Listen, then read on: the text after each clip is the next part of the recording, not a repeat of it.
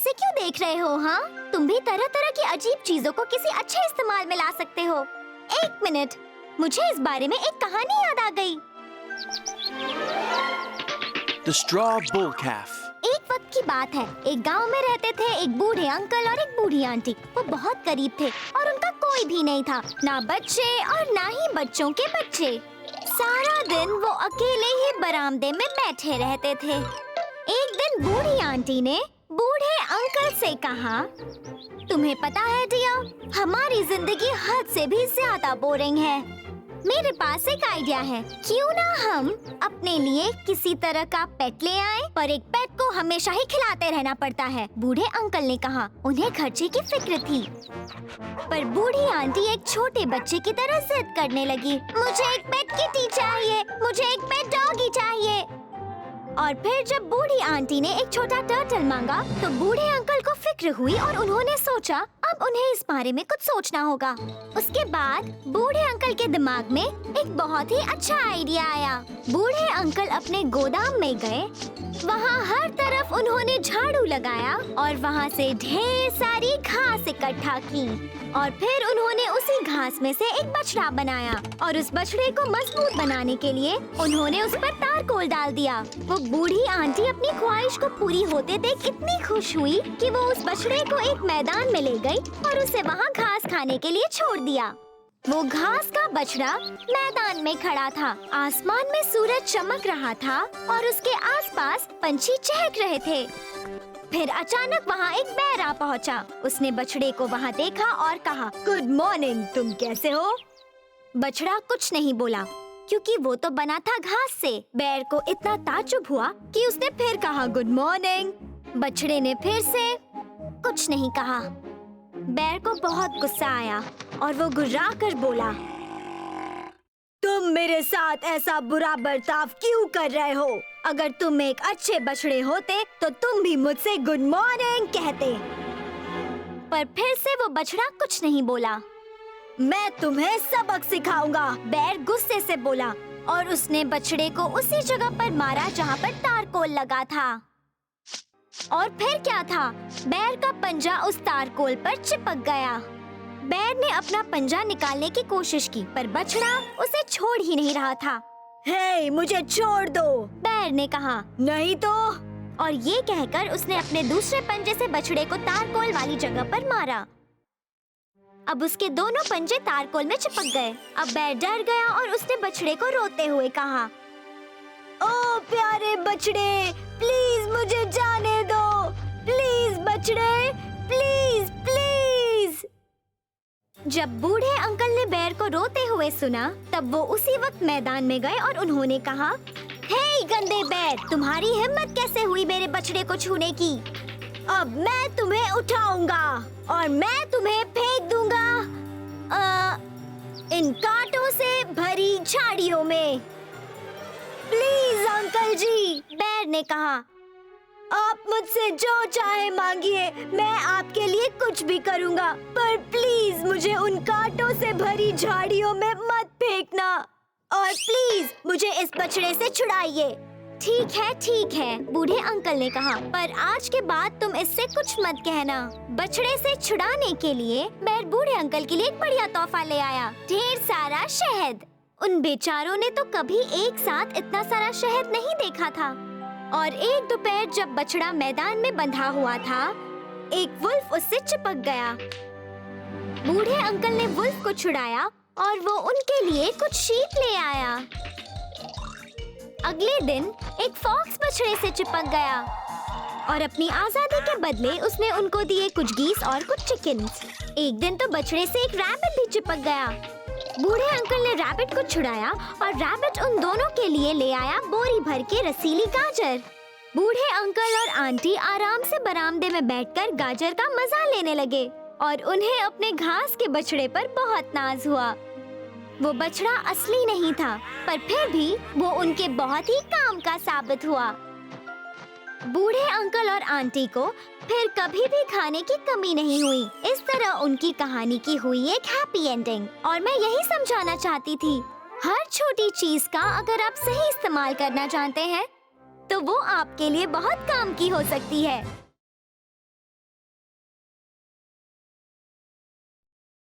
तुमने यहाँ पर इतना कबाड़ क्यों फैला रखा है?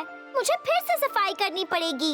मैं सारा दिन काम करती हूँ और मुझे आराम नहीं मिलता, जैसे वी लिटिल हैवरोचेस्का। ओह, एक मिनट, क्या तुम्हें पता है वो कौन है? चलो मैं तुम्हें बताती हूँ। एक वक्त की बात है, एक थी wee little Havrocheska. Wee little Havrocheska. वो सूरज निकलते ही जागकर घर के काम करना शुरू कर देती थी, जैसे सफाई और धुलाई और इस्त्री, क्योंकि उसकी बुरी सौतेली माँ उसे ये सब करवाती थी और उसकी अपनी बेटियाँ बस बड़े आराम से लेटे लेटे जो चाहे वो खाती रहती थी।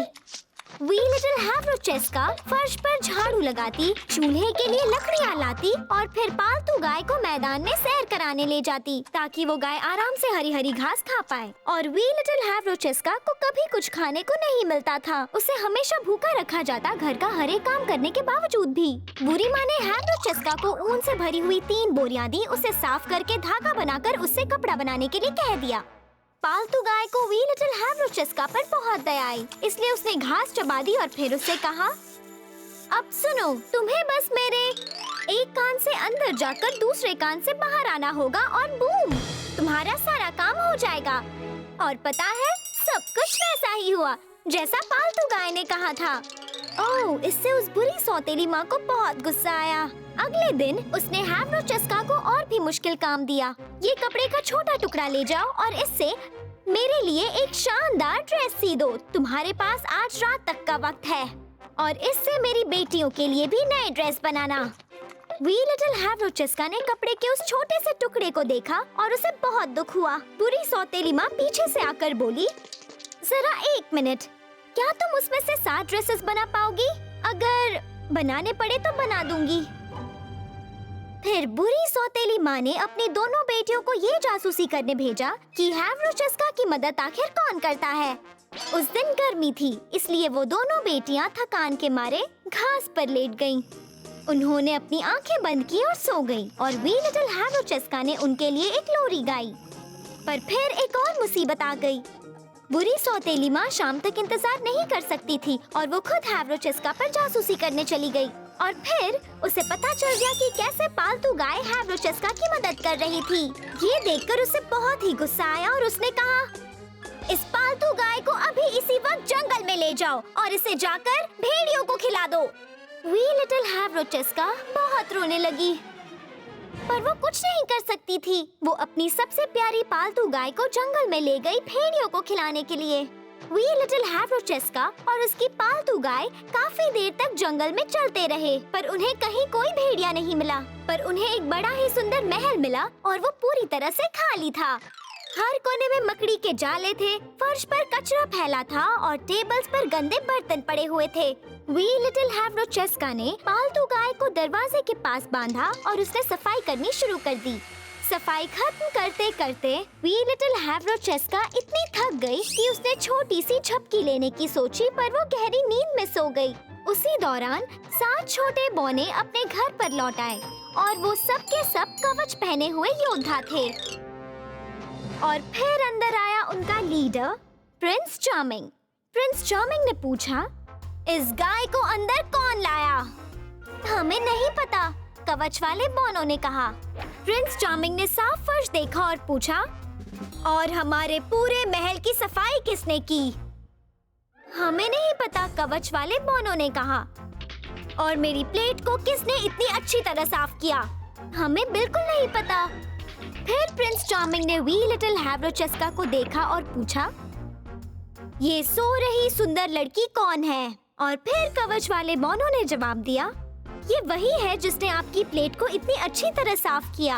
ये वही है जिसने पूरे महल की सफाई की और ये वही है जो उस गाय को अंदर लाई है। प्रिंस चार्मिंग ये सुनकर बहुत खुश हुआ और उसने कहा, फिर तो मुझे इसे इनाम देना चाहिए, मैं इसे गले लगाऊंगा। मेरा मतलब उस गाय को नहीं, इस सो रही सुंदर लड़की को। प्रिंस चार्मिंग ने वी लिटिल हैवरोचेस्का को गले लगाया और उसी वक्त वी लिटिल हैवरोचेस्का अपनी नींद से जाग गई।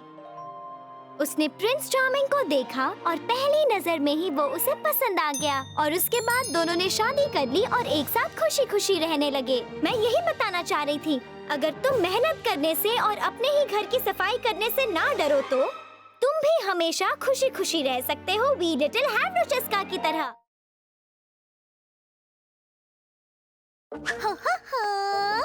पता नहीं सारे कार्टून्स कहाँ छुप गए हैं। चलो जांच शुरू करते हैं। 1 2 3 और 4 5 6 ढूंढो जो कार्टून अच्छे। माइक्रोफोन में तुम कहो माशा एंड द बेयर मिले चलो। समझ गए नन्हे गुरु, अब आप भी हो जाओ शुरू।